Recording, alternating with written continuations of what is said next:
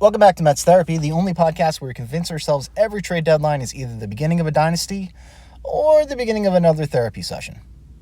So, the deadline has officially come and gone. Let's talk about it. Let's discuss. Let's start the session.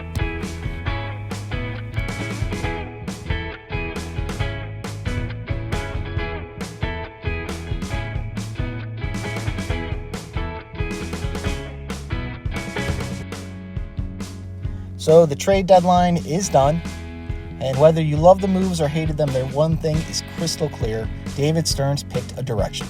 The Mets weren't buying for one desperate playoff push and weren't tearing everything down. Instead, they did something that good organizations do. They added talent for the future while giving themselves exactly every opportunity to figure out exactly what they have over the next 2 months.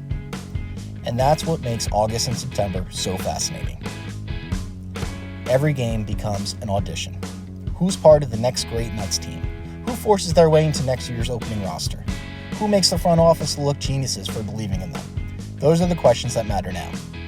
Of course, Francisco Lindor remains the heartbeat of this franchise. Every game he plays is a masterclass in leadership, and he's exactly the type of veteran you want for the next wave of players to learn from. Soto is another cornerstone. Every at-bat reminds you why the Mets invested in one of baseball's biggest stars. Now the organization has a chance to build a young core around him. But let's get to the names that Mets fans should really start paying attention to. The first being Jefferson Rojas. If you haven't heard much about him yet, you will. Mets brought him over from the Cubs, and this isn't just another lottery ticket. Rojas is an athletic infielder with real potential power, a polished approach at the plate, and the kind of upside that can make him one of the organization's top prospects in a hurry. He'll probably start in AAA, so we probably won't see him this year.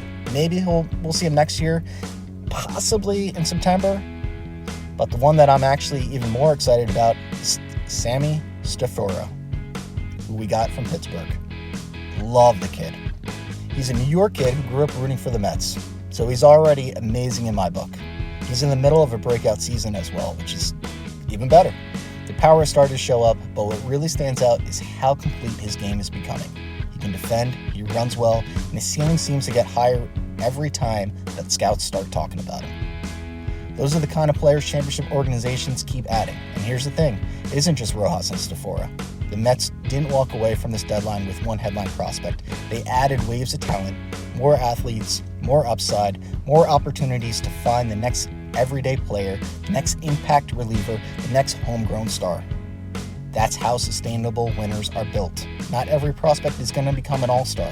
Some won't make it, some will struggle, but if 2 or 3 of these players become legitimate major league contributors, this deadline suddenly looks like a turning point for the franchise. But what do you think? Give us a call, let us know. 609-551-0901, or leave us a comment on MetsTherapy.com. Mets Therapy, cheaper than therapy, worse results, let's go Mets.